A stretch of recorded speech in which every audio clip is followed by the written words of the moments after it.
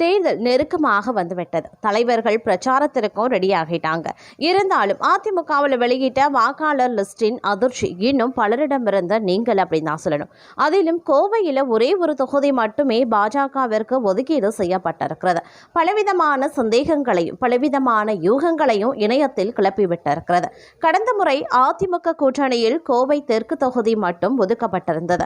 அதனால இந்த முறை எப்படியாவது கூடுதலாக ஒரு தொகுதி பெற்றுவிட வேண்டும், அதில் அண்ணாமலையை களமிறக்க வேண்டும் என உள்ளூர் பாஜகவினர் தீவிரமாகவே இருந்தனர். ஆனால் பாஜகவிற்கு கணிசமான வாக்கு வங்கி இருக்கக்கூடிய கோவை மாவட்டத்தில் வெறும் ஒரு தொகுதி மட்டுமே ஒதுக்கீடு செய்யப்பட்டிருந்தது. அதே போல கோவையில் சிங்காநல்லூர் அல்லது கவுண்டபாளையம் தொகுதியில் அண்ணாமலை போட்டியிடுவார் என கூறப்பட்டது.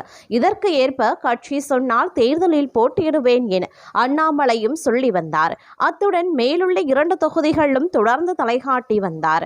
ஆனால் தொகுதி பங்கீட்டில் கோவை வடக்கு தொகுதி மட்டுமே ஒதுக்கப்பட்டிருப்பதால் வானதி ஸ்ரீனிவாசன் மட்டுமே போட்டியிட வாய்ப்புள்ளதாக கூறப்படுகிறது. இதனால் அண்ணாமலைக்கு வாய்ப்பு இல்லை என்பது உறுதியாகிவிட்டது.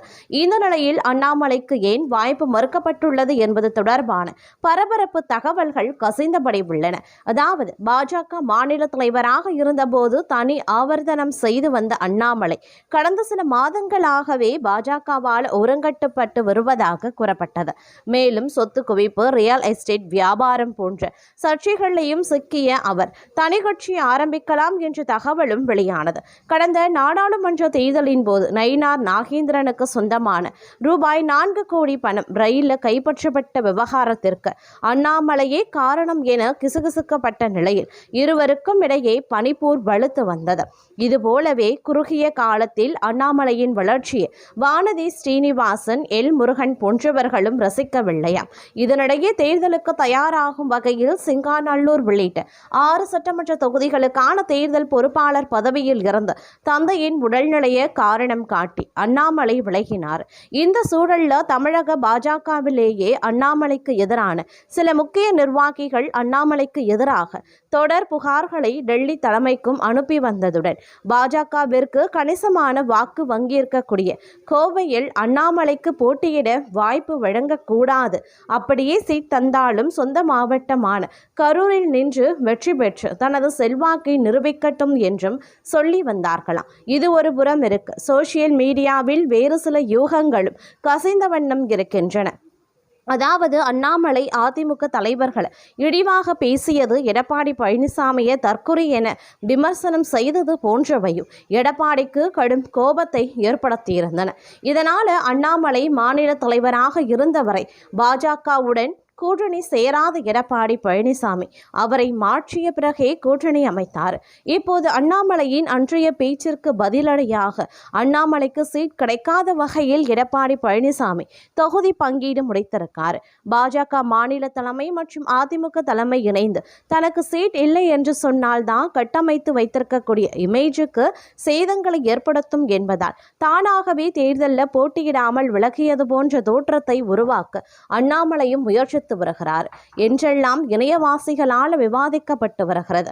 மறுபுறம் அண்ணாமலைக்கு எதிரான இந்த அரசியல் நகர்வுகள் அவரது தீவிர ஆதரவாளர்களிடையே கடும் அதிருப்தியை ஏற்படுத்தியிருக்கின்றன.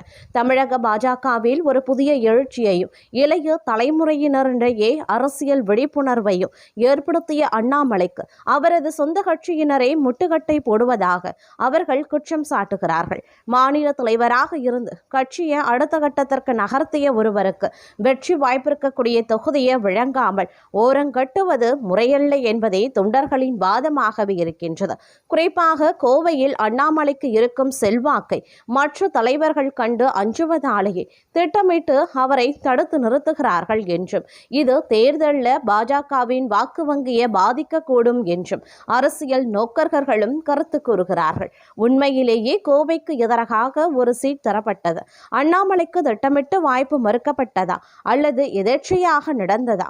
கோஷ்டி பூசல் காரணமா அல்லது அதிமுகவை படித்து பேசியது காரணமா என்றெல்லாம் தெரியவில்லை.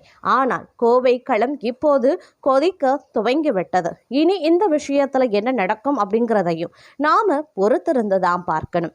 அது மட்டும் இல்லாம இது ஒரு பக்கம் நடந்து கொண்டிருக்க மற்றொரு பக்கம் பார்த்தோம் அப்படின்னா தஞ்சாவூர் தொகுதியை பாஜகவிற்கு ஒதுக்கிய அதிமுக தலைமையின் முடிவு டெல்டா அரசியல் களத்தில் ஒரு முக்கியமான நகர்வாகவே பார்க்கப்படுகிறது. பாரம்பரியமாக திமுக மற்றும் அதிமுக ஆகிய திராவிட கட்சிகளின் பல புரட்சி களமாக விளங்கும் தஞ்சையில் தேசிய கட்சியான பாஜக நேரடியாக களம் காண்பது ஒரு புதிய அரசியல் சூழலை உருவாக்கியுள்ளதாம். அதை பற்றின ஒரு எக்ஸ்க்ளூசிவ் தகவல் தான் நமக்கு கிடைத்திருக்கிறது. அதாவது தேசிய ஜனநாயக கூட்டணியில் அங்கம் வகிக்கும் பாஜகவிற்கு ஒதுக்கப்பட்டிருக்கக்கூடிய தொகுதிகளில் மிக முக்கியமாக அனைவரின் கவனத்தையும் ஈர்த்துள்ளது தஞ்சாவூர் தொகுதி. காரணம், தஞ்சாவூர் தொகுதியில பாஜக களமிறங்கி இருக்காங்க. பொதுவாகவே திமுகவின் கோட்டையாக பார்க்கப்படும் டெல்டா மாவட்டங்கள்ல மிக முக்கியமான மாவட்டம் தஞ்சாவூர் மாவட்டமாகும். தஞ்சாவூர் மாவட்டத்தில் மொத்தம் 8 சட்டமன்ற தொகுதிகள் உள்ளன. இவற்றில் மாவட்டத்தின் தலைநகரமான தஞ்சாவூர் தொகுதி தற்போது பாஜகவிற்கு ஒதுக்கப்பட்டும் இருக்கிறது. இந்த தொகுதியில் பாஜக சார்பில் அக்கட்சியின் மாநில பொதுச் செயலாளராக இருக்கும் கருப்பு முருகானந்தம் போட்டியிட வாய்ப்புகள் அதிகம் என்கிறார்கள் தாமரை கட்சியினர். ஏனென்றால் கருப்பு முருகானந்தம் கடந்த 2024 ஆண்டு நடைபெற்ற மக்களவை தேர்தலில் தஞ்சாவூர் தொகுதியில் போட்டியிடுபவர். அதே நேரம் அதோடு தஞ்சாவூர் முக்கிய புள்ளிகளுள் ஒருவரான பார்க்கப்படும் பாஜே சதீஷும் பாஜகவின் வேட்பாளர் ரேஸ்ல இருக்கார். எது எப்படியோ தஞ்சாவூர் தொகுதி பாஜகவிற்கு ஒதுக்கப்பட்டதில் அதிக லோக்கல் ரத்தங்கள் கொதிப்படைந்து போய் உள்ளார்களாம்.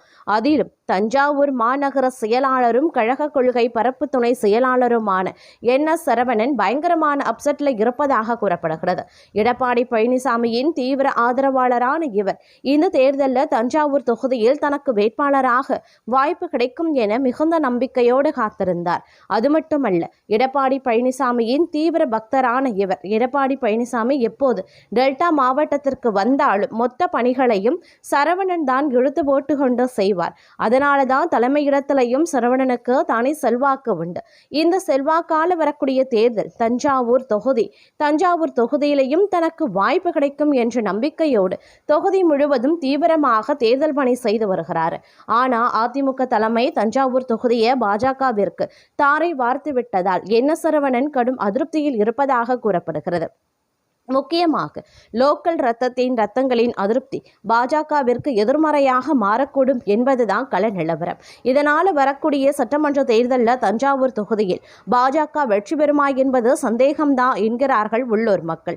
இருந்தாலும் தஞ்சாவூர் மாவட்டத்தை பொறுத்தவரை உள்ளூர் அதிமுக தொண்டர்களை கன்வினன்ஸ் செய்து கூட்டணி கட்சிகளின் வெற்றிக்காக உழைக்க வைக்கும் முயற்சியில் அதிமுக தலைமை தொடர்ச்சியாக ஈடுபட்டு வருவதாக நமக்கு பிரத்யேக தகவல்களும் கிடைத்திருக்கின்றன. எனினும் தஞ்சாவூர் தொகுதியை பாஜகவிற்கு ஒதுக்கிய அதிமுக தலைமையின் முடிவு டெல்டா அரசியல் களத்தில் மிகப்பெரிய ஒரு ஸ்மார்ட் முடிவாகவே பார்க்கப்படுகிறது. காரணம், பாரம்பரியமாக திமுக மற்றும் அதிமுக ஆகிய திராவிட கட்சிகளின் பல புரட்சி களமாக விளங்கும் தஞ்சையில் தேசிய கட்சியான பாஜக நேரடியாக களம் காண்பது ஒரு புதிய அரசியல் சூழலை உருவாக்கியுள்ளது.